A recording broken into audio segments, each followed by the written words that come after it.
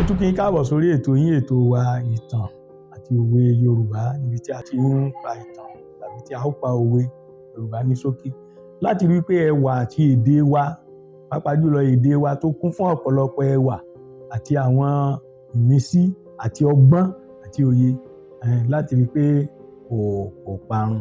Tonírè o, òótọ́ ọ̀rọ̀ ọmọ ìyá àsọkúsọ ni. Òótọ́ ọ̀rọ̀ ọmọ ìyá àsọkúsọ ni. Kí là ń pè ní òótọ́ ọ̀rọ̀? Ní òdodo, ká sọ ọ̀rọ̀ bó ti yẹ kó rí.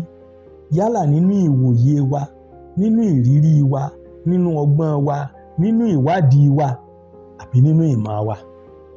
Ká sọ òótọ́ ọ̀rọ̀. Ṣùgbọ́n lọ́pọ̀lọpọ̀ ìgbà, àwọn tá a fẹ́ sọ òótọ́ ọ̀rọ̀ fún, wọn ò ṣetán láti gbọ́. Létí wọn bí ìsọkúsọ ni Yorùbá fi wí pé òótọ́ ọ̀rọ̀ bí ìsọkúsọ ní rí, tàbí òótọ́ ọ̀rọ̀ ọmọ ìyá ìsọkúsọ ni. Tàbí nígbà tó òótọ́ ọ̀rọ̀ bá délẹ̀, ìgbà náà ni ìsọkúsọ dé.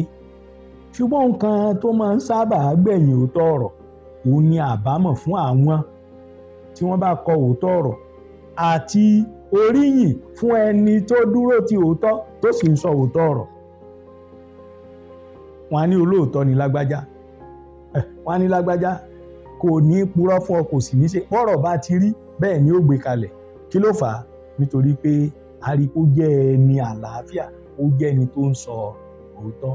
A lè sọ eléyìí, a lè pa òwe yìí nígbà tí a bá rí pé àwọn kan tí à ń bá sọ̀rọ̀ pé àwọn ò kọ bí ara sí, tàbí wọ́n wò wá bí ẹni wípé ohun tá à ń sọ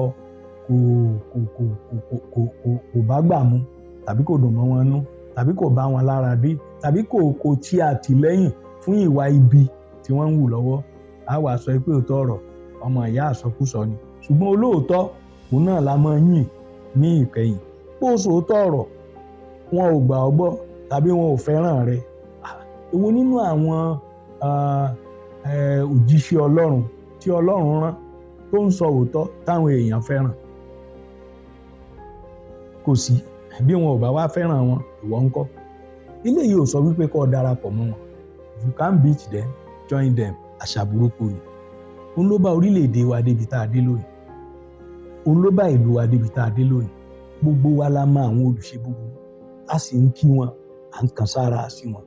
Ó ti gbàgbé wípé mi àti ẹ náà là ń jìyà rẹ̀ nígbà tí ìyà rẹ̀ bá dé. Òótọ́ ọ̀rọ̀ bí ìsọkúsọ lórí.